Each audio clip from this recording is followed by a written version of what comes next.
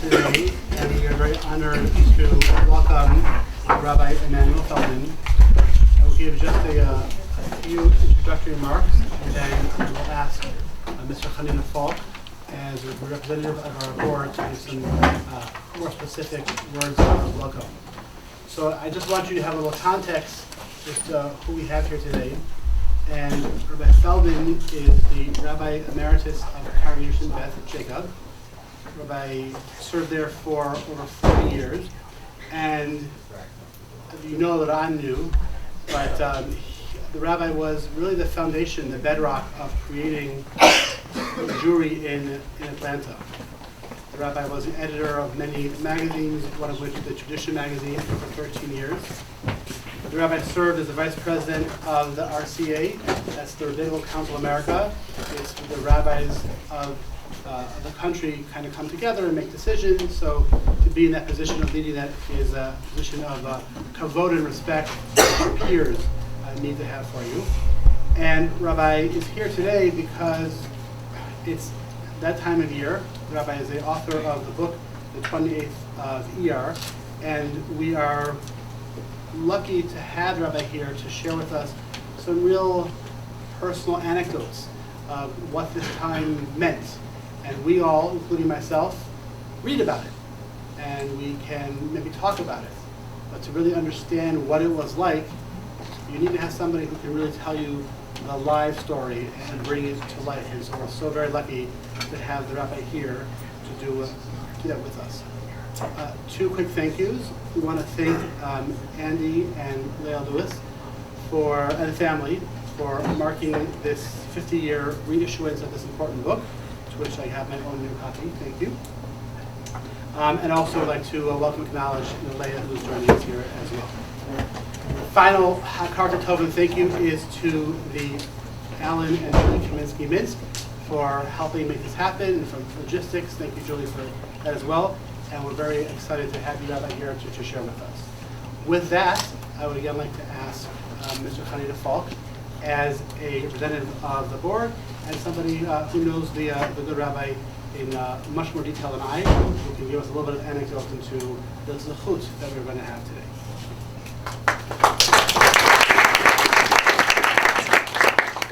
So you are all in for a real treat this morning. I don't want to take away too much time from that, so I'll try to be quick.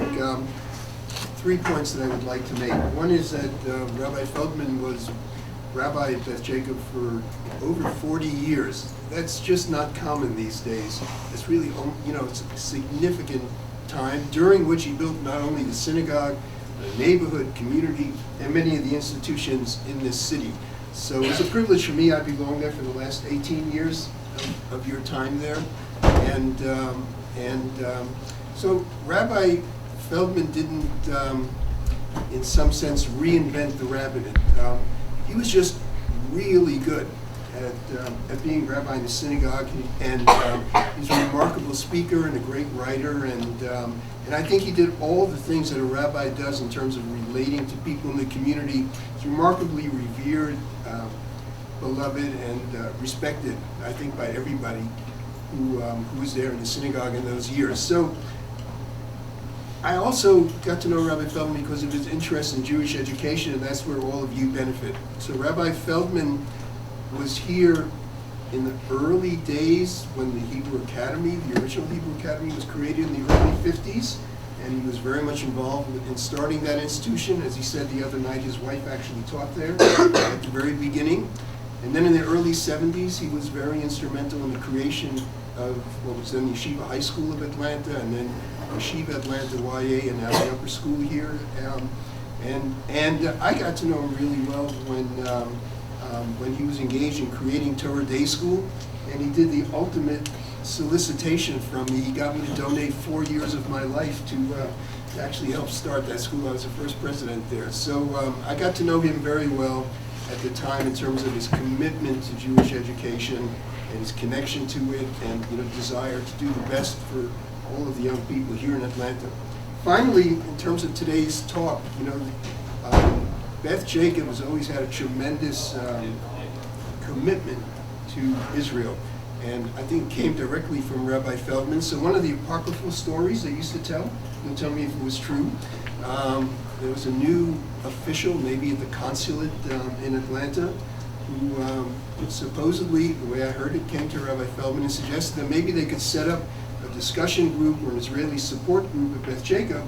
And Rabbi Feldman, as I heard it said to him, we already have one. And so the gentleman said, well, can I come meet with the group? And Rabbi Feldman said, yes. We meet every Saturday morning at 8:30 in the sanctuary of the synagogue. You're welcome to come every week. So the point was that there wasn't a board member or committee responsible for dealing with Israel. It was part of the fabric of the congregation, and I think one of the, the essential themes of his time there. So, welcome. Thank you. Good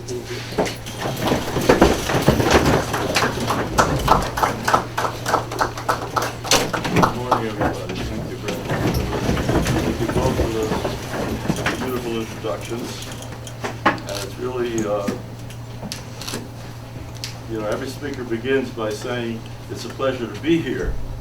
But for me, it is a real pleasure to be here today. You know why it is? Because you are the vanguard of the future of the Jewish people. You're learning, besides your secular education, you're learning what it means to be a Jew. You're getting into Jewish texts, into Jewish sources. And without learning what it is to be a Jew, without learning Chumash and Rashi and Mishnayos and Gemara and Talmud, you can't really be a solid Jew. And we need solid Jews to continue. And you may be in a minority because most of your friends probably don't go to such schools. Nevertheless, you should know that you're the ones who are saving Jewish life and ensuring a Jewish future. And that's why it is literally a pleasure for me to be here today. And that's why when I was asked, could I come and share my experiences of the Six-Day War with you, I didn't hesitate. I immediately said I would be happy to be here. So what I want to do today in the limited time that we have, am I supposed to count the time that the introducers took? I'll give you the signal. Yeah, give you the signal, okay. Is give you a taste, a little taste of what it was like to live through the tension preceding the Six-Day War and the war itself in just a few minutes, because I wrote a whole book about it. But the background of it is this, that during 1966, 1967, 1967 was when the Six-Day War took place, and the 28th of Iyar was the climax of that war. But during that year, from September to July, my congregation, Beth Jacob, very generously gave me a 9-month study leave of absence. I could go to Israel and learn and teach and so forth and so on. So we left in September. By then we had 4 children. The 5th was on the way later, but we had 4 children, our little children at the time. And we settled in Israel, and I was teaching at Bar-Ilan University. It was not an easy year, but that's beside the point. Around April and May, tensions began to build because Egypt and the Arab nations around Israel were all threatening to destroy Israel for a change, but this time it sounded like they really meant it. And I started keeping a journal because the tensions were so very, very heavy. We kept hearing on the radio that the Arab armies are massing on our borders, and the great powers, the Western powers like Great Britain and France and the United States were like hands off. They were saying we couldn't do anything, we can't help you, you're on your own, and that type of thing. And Israel was much less strong physically then than it is today. And we were under tremendous tension. And many people urged us to leave the country because no one knew what would happen. We were going to leave anyway in July. They said, leave now. But for some reason, for some strange reason which I never figured out, we decided to stay. At any rate, So I started keeping a journal during those tense days. And that journal later became a book, the 28th of Iyar. This is the original cover of the book. Shows a picture of a soldier at the wall. I happened to take that picture myself. The new reissued book, which the publishers decided they wanted to reissue it this week, this month, because it's the 50th anniversary of the war, of the 28th of Iyar. It has a different cover, but the book is the same except for a prologue that I wrote now. So I'm going to read you a few excerpts from the book and try to leave some time at the end for some questions. I hope you'll have some questions or some comments that you want to have, and then we'll go from there. So firstly, I want to give you a picture of the scene that took place on the campus of Bar Ilan University where I was teaching.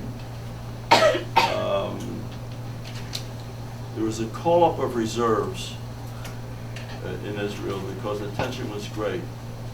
And almost every able-bodied male in the state of Israel was automatically, in those days, a member of the reserves. And they were calling up all the reserves because the situation looked very, very dire. So I'm driving into Bar Ilan University that morning. This was the May 22nd, the 12th of the year I recorded this. And 3 army buses were loading up students, my students, in the campus parking lot. Many of these boys I knew were trained parachutists, some of my own students among them. Suddenly, the mobilization, which I've been hearing on the radio and in the streets and so forth, but suddenly was no longer an abstract fact. It was concrete. These are my boys. And I tell you, I get choked up when I read it, even though it's 50 years ago. The sight of my young students who were 18, 19, 20-year-old boys, duffel bag in hand, climbing into the buses, it hit me in the middle of my stomach. I was sitting in my car watching this, and I just began to cry because I didn't know what was going to happen to these boys. They were going out to the desert, they were going up in the Golan. Who knows, they come back wounded, maybe come back in a box. It was a very, very, very difficult moment for me to experience. So I went back to the class that I was going to teach that day, and only girls were present in the class. All the boys had been called up. And the boys who hadn't been called up were embarrassed to show up because, why haven't you been called up? So I'm teaching this class, and I wondered to myself how one of my students, whose name was Rachamim, and we'll come back to him later, I don't want to tell you about him. Rachamim was a Yemenite boy who was one of my students. I wonder how he was getting along, because he hadn't been at the lecture for 2 weeks. And he had some trouble with some leg muscles and facial muscles, nothing serious, but he had to have bed rest. He was a very, very poor student, this Rachamim. He was an 18, 19-year-old boy. He was a very poor student, very bright, very, I would say even brilliant, lightly built, ready smile, very witty, charming, pleasant, handsome, very popular, and very, very lazy. He never handed in homework, he was fooling around in class. Those were the days when he didn't fool around in class with those little gadgets that some of you might have. But he was always doing something other than listening to me. In order to support, he's convinced that I'm going to pass him. In order to support his conviction that I'm going to pass him, he embarked lately on a campaign of flattery of his teachers. Rachamim might say to him after class, "You're going to fail." He would reply and say, "You're the finest lecturer in the university. we will not let you go back to America. You must stay here with us in Israel. Rachamim, I say, you're going to fail because you never do any work. We are getting up a petition to keep you here. America can live without you. We cannot live without you. Rachamim, you're going to fail because you're nothing but a flatterer. This is the only thing you do well in this class, is flatter. We had a great relationship, but anyway, he says, we already have 300 names on the petition, and we're going to keep you here. Even the faculty is signing it, even the president is signing it. We're going to make you the president. His huge black eyes are fixed on me, and I really think he believes what he's saying at the moment.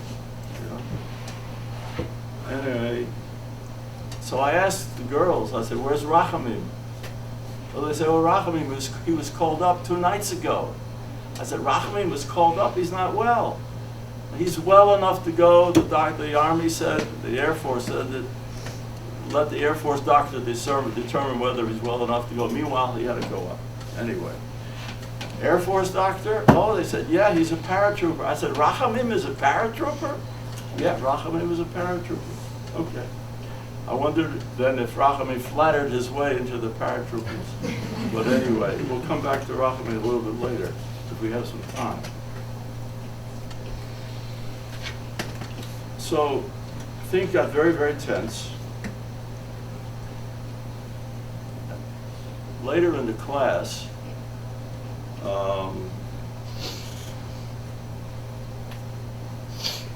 there were news broadcasts, everybody was gathered around. So anyone who had a transistor radio, everyone was gathered around every half hour for news bulletins and so forth. And everyone was very, very worried. And Dina, a very sweet, pretty, and innocent little girl, asked me, what will be, teacher, what will be, Rabbi?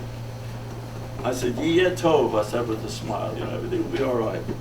She wasn't satisfied. She says, what will be? I can't sleep all week, she says. My mother's beside herself. She has a brother in the Air Force, and she doesn't look so naive as she used to look. There are lines on her face. So I say, Allah, I'm not a prophet. I don't know what will be. No one knows what will be. Your opinion is better than I because you're Israeli. I'm not even an Israeli. She said, no, you tell us what you think. So I dropped the flippant tone and I told them the following. And I think it's important for each of you to understand what I told them.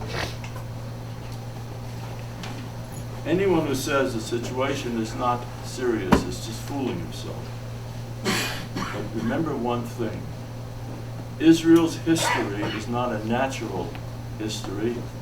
It's a supernatural history. Not only Israel, the state of Israel, but Israel, the people, the Jewish people. It's not natural, it's supernatural. By all standards of history, there should be no Jewish people at all. There should be no Torah. There should be no state of Israel. But we are a people that goes beyond and above the laws of history.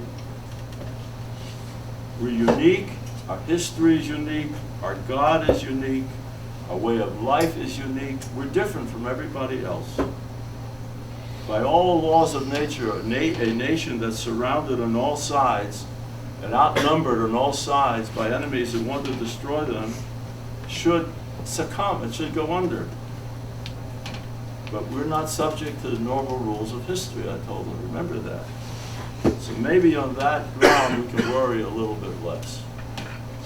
It's an important lesson, I think. I don't know why. Suddenly, I became very eloquent at that moment in the classroom, as if I felt like I was giving a sermon that they needed to hear. But it's a sermon that all of us need to hear. Because today, especially with Israel, 69 years old, 50 years since the Six-Day War, we begin to take Israel for granted. As a matter of fact, there are many Jews who are anti-Israel. So we have to understand that Israel is really something that's not normal, not abnormal, it's supernatural. Not that Israel is always going to be perfect, not that it doesn't make mistakes, not that, God forbid, it may not always be here. But the Jewish people is eternal and will be here, and Israel represents the Jewish people. That was the message he gave them. It's a message very, very important.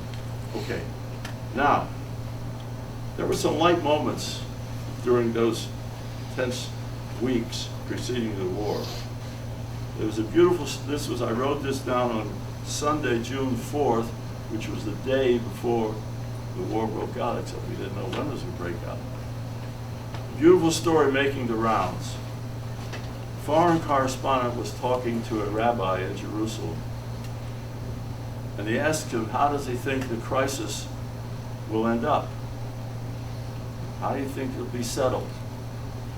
Well, the rabbi replies, it'll be settled by one of two ways, either by a miracle or in a natural way. The correspondent asks, what would be the natural way? The rabbi says, if it's settled by a miracle. And what will be the miraculous way?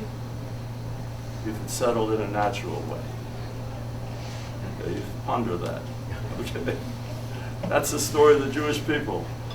What's miraculous is natural. What's natural is unusual, and that's miraculous. Okay. There were a lot of jokes going around. You know, Jewish people like to joke when they're in crisis.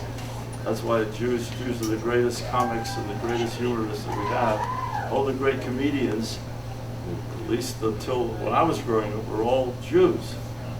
Not by accident. Sometime you'll call me back and I'll give you a lecture on Jewish humor and the history of Jewish comedians, but that's not for today. Okay. So, on Monday, June 5, we woke up in the morning.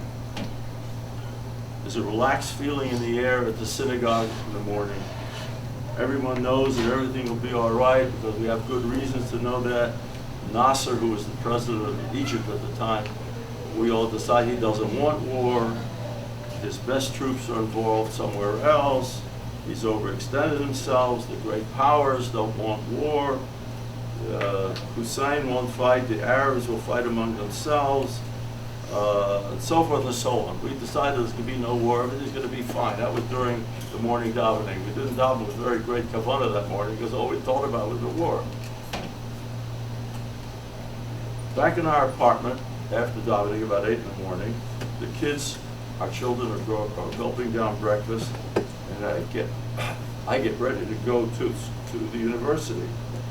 At 10 to 8, we hear the throaty sound of the wailing sirens. You've heard them here. You haven't heard them here for war, thank God. We run to the window. Everyone is at their own windows, different people. We look down on the street below. Everything seems normal. People walking to school, traffic is in the streets. But the siren doesn't stop. I snap on the radio. No news, only the usual morning stuff. Estelle, my wife, asks the neighbor, what is it? So the neighbor says, Mikul Kal. Everyone knows what Mikul Kal means? It's a word all over Israel. It means broken. The siren is broken. It doesn't mean anything. Mikul Kal. It's broken. Don't worry about it. I go downstairs. I meet one of my neighbors. He's on his way to Tel Aviv. I say, what is it? He says, it's just a drill. It's a military drill. Don't worry about it. I look up at the sky. It's a gorgeous blue sky. I can't believe that there will be a war under such a sky. Estelle, my wife, wonders if she should send the children to school today. So we decided to send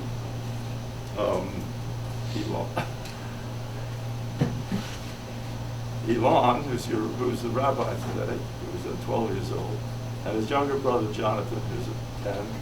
We send the older ones to school.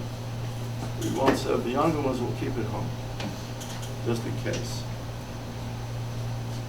So I go down to the car, and I have to make a stop at the bank before I go on to the school.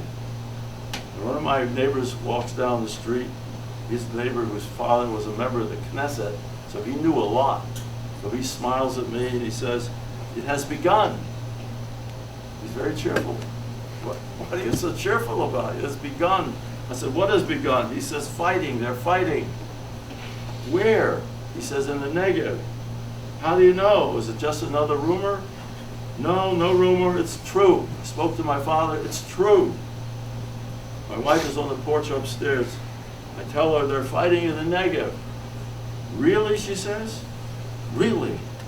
But I say it's probably only a little skirmish. I'll see you later, I'm going. I turn on the radio and I hear announcement, Dover Tzahal Modia, the spokesman for Tzahal, for the Israeli army, is announcing, and he's announcing that a war has broken out and that tank and air battles are taking place in the Negev. Well, it'll probably just last a few hours, just a skirmish. I mentioned it to the teller at the bank. He looks up and says, really? I say, really? So the TV is working, it doesn't say anything. And I go back to my lecture hall. Again, it's practically empty. Even the girls are not there because they volunteered for nursing duty or for hospital duty and so forth. So I run back. Then I realize that this is really a war, because I hear not only sirens, but I hear the boom boom of AK and of anti-aircraft guns, and something's going on, seriously. I run back to the house. I had a car and I was driving. It was about a 10-minute drive to the university. The streets are empty anyway because all the cars had been taken into the army to use down in the desert. So I'm driving about 90 miles an hour, run back into the apartments, run upstairs. No one's in the apartment. Where are they? And I realize they're down in the air raid shelter, which every building has an air raid shelter. She's down in the basement. I run downstairs. And my wife looks at me. She says, some skirmish. I'll never remember. She said, some skirmish. So, anyway, the war breaks out. We didn't know at the time that Israel had destroyed the entire Egyptian Air Force in 15 minutes. Because all their planes were parked on the ground. Squadrons and squadrons of Egyptian planes. And the Israelis knew this. They had spies there. And the Israeli planes just flew over and bombed the airstrips so they couldn't take off those who could. And they bombed the planes and destroyed hundreds of Egyptian airplanes. That was the end of the war. Without an air force, you can't fight a war in those days and today. But we didn't know it because there was a news blackout by the Israeli government on Israeli radio, so we didn't know anything. We thought there was fighting going on in the streets even. But there were some of us, some of my neighbors had shortwave radios, and they tuned in on BBC and British radio and on American Voice of America, and we found out, we realized that we had really were doing very, very well. So the next day or two, I somehow received a press pass, not a trespass, but a press pass to join a bunch of reporters and journalists who were covering the war. And I got on myself on a press bus and went into the old city and into Bethlehem, and I want to describe to you what happened there.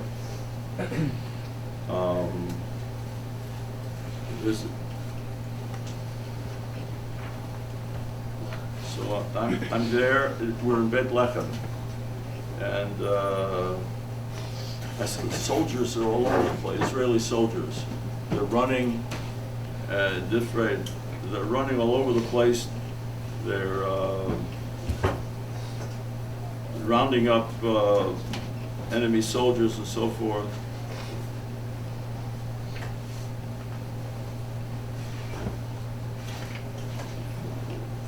Yeah. Outside in Bethlehem's square, I noticed from a distance a young paratrooper from the back, patrolling the area. His machine gun looks as big as he is. It's a huge gun. There's something familiar about him, but his back is turned to me. I come closer. His uniform is caked with dirt. On his head is a black yarmulke. He turns around. It's Rachamim, my student. He sees me. He runs up to me and he embraces me. He embraces me. I should be embracing him. He shouts. We both begin to cry. He has fought his way through Jerusalem. There was hand-to-hand combat, and he's down into Bethlehem now, which is the 20 minutes drive from Jerusalem. In the span of a few weeks, he became a soldier. He's erect, proud, tough, really dark tanned now. He's a walking arsenal. He's got hand grenades, he's got a pistol, he's got 2 knives on him. He's got a pair of tefillin stuck in his pocket. He said he davened that morning as well. Anyway, he doesn't have war in his mind. You know the first word he says to me is, "Tell me, do you really think I'm going to fail?" I broke up when he told me that. I look at him, I'm unable to respond. I said, he says, "I mean, really, you know I'm trying very hard. I'll study as soon as I get home." Rachamim, I said, "You're not going to fail. I'm going to give you an A+, which I did. I gave him an A+, of course. Anyway, let me wind down. Your 1 minute. Okay, 1 minute. And then we'll leave it open for some discussion. Do we have time for a little discussion? 2 minutes? Aye. Well, okay. Let me just finish right here. Let me give you some time. Anyone have a question or discussion? Let us just say that the euphoria that fell over Israel at that time, we were sure the Mashiach was coming, that he was at the gates, and somehow we're all going to be redeemed, and the end of history is upon us. You cannot imagine the sense of excitement, and euphoria is the only word that swept over the country during that period right after the war. And then a few weeks after that, we boarded a ship, came back to the United States and to Atlanta. Okay, that's just a taste of the book, 28 of VR. And you have a couple of minutes for some questions, anyone? Yes. Well, somebody, yes. We'll have ladies first, okay. Would you mind standing so we can hear you? Sure. I had a couple questions, but what you just said. Better just make one because we don't have a lot of time. Give this a good one. If then it felt like Mashiach was coming with those events, and it didn't. Now, when you look back at it, how do you view that event religiously, or do you still see it as a step to Mashiach? Yeah, that's a very good question. The question was, how do I look upon this situation now as of compared to then? We missed the boat somehow, or the Mashiach missed us. But he was on the outskirts of Jerusalem, but he didn't come in. Somehow, maybe we weren't yet worthy of it. God has his own plans. God works in his own mysterious ways, as you know. And we have, Ani Ma'amin B'Emunah Shlema, we believe the Messiah is going to come someday and redeem us all, but we don't know when. We were very close then, but we'll be close again, and this time we'll make it. Good question.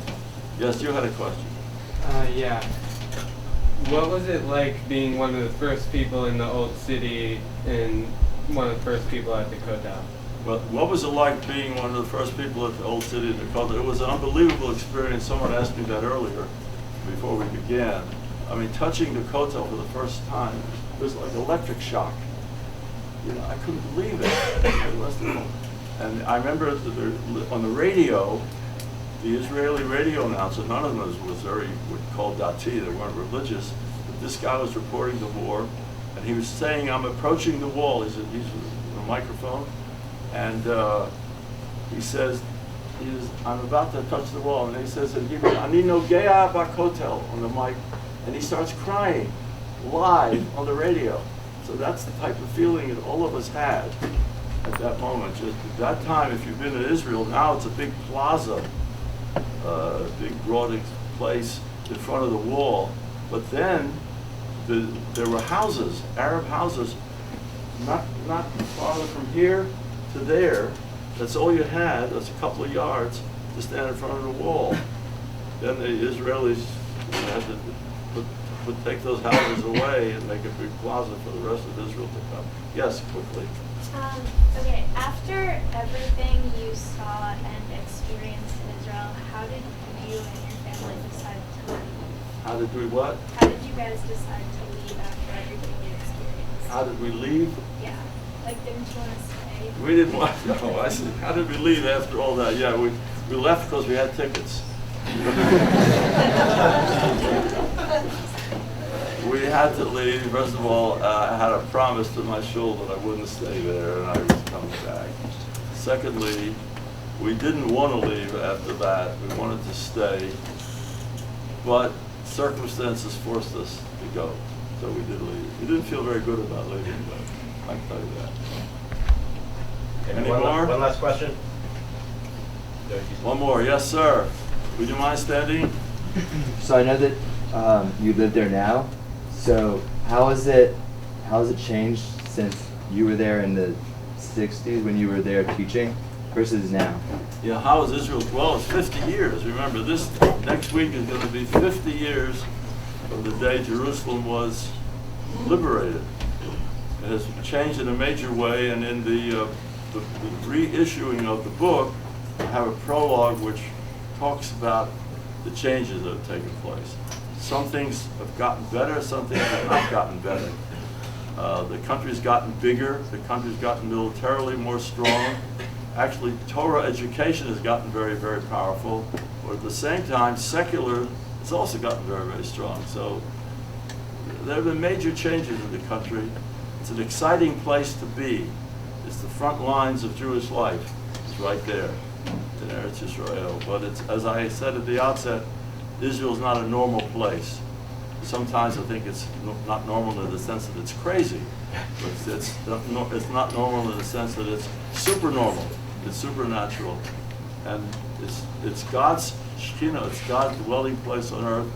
As a result, we don't really we can't really judge it under rational terms.